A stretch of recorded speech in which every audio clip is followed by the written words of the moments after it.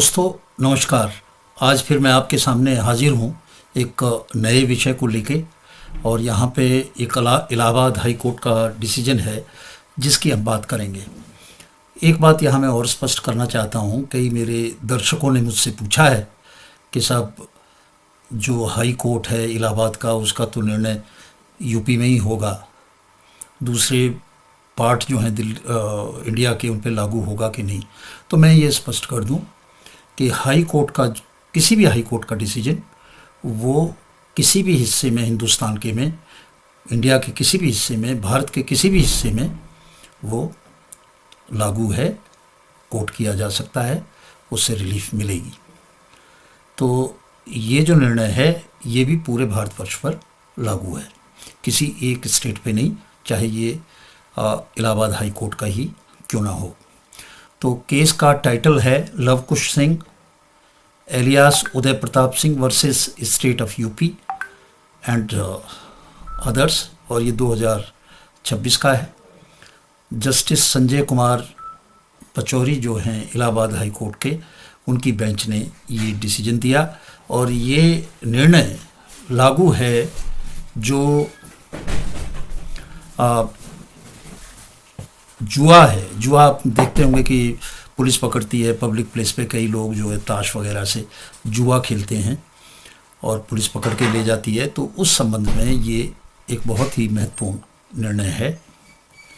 इसमें जो है इलाहाबाद हाई कोर्ट ने ये स्पष्ट किया कि जो गैम्बलिंग एक्ट है, पब्लिक गैम्बलिंग एक्ट 1967, जिसके तहत ये कार्रवाई की जाती है, उसमें सेक्शन 13 है जिसमें पब्लिक प्लेस पे कोई जुआ खेलता है तो एक्शन लिया जाता है।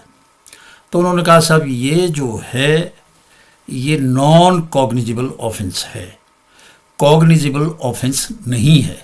कॉग्निजिबल ऑफेंस क्या है कि जिसमें पुलिस स्वयं जो है एक्शन ले सकती है। कोई इस तरह का क्राइम करता है तो पुलिस उसको पकड़ सकती है, अरेस्ट कर सकती है और एफआईआर दर्ज करके इन्वेस्टिगेशन कर सकती है।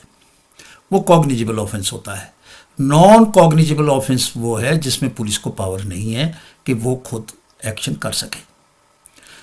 अगर उसमें कोई एक्शन किया जाएगा तो वो कोर्ट जो है पुलिस को डायरेक्शन देगी, तभी पुलिस आगे वो एक्शन करेगी।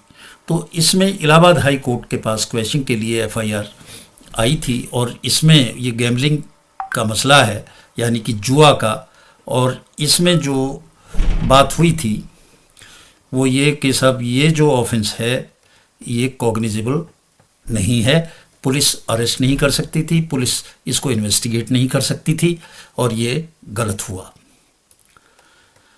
अब इसके ऊपर डिस्कशन हुआ तो जो आर्गुमेंट था वो आर्गुमेंट ये था कि जो सीआरपीसी है, क्रिमिनल प्रोसीजर कोड, और अब है भारतीय नागरिक सुरक्षा संहिता BNSS, तो इसका जो शेड्यूल फर्स्ट है उसका जो पार्ट 2 है उसमें स्पष्ट रूप से लिखा हुआ है कि कोई भी ऑफेंस जिसमें सजा का प्रोविजन 3 साल से कम है, 3 साल से कम है, वो जो है नॉन कॉग्निजिबल ऑफेंस है।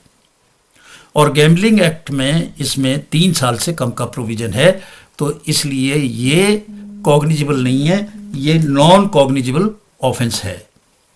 और इसमें पुलिस बिना कोर्ट के, बिना मजिस्ट्रेट की डायरेक्शन के अपने आप ना एफआईआर दर्ज कर सकती है, ना इन्वेस्टिगेट कर सकती है, ना किसी को अरेस्ट कर सकती है। तो ये बात थी। अब जैसा सीआरपीसी में था ऐसा ही BNSS के जो शेड्यूल है वही शेड्यूल सब कुछ उसमें, और इसमें कोई फ़र्क नहीं है।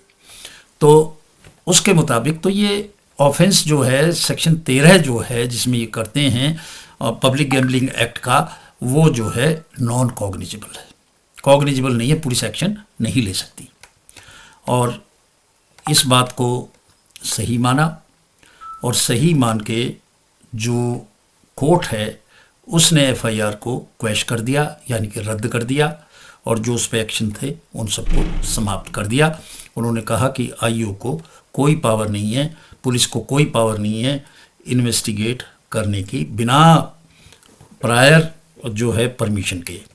यहाँ पे एक इंटरेस्टिंग बात और मैं बताऊं कि दिसंबर 2025 में इलाहाबाद हाई कोर्ट ने ही एक डिसीजन दिया था, Kamran versus state of UP and another. इसमें उन्होंने कहा कि पुलिस जो है इसमें एक्शन ले सकती है, ये पावर इस एक्ट के अंदर ही दी गई है।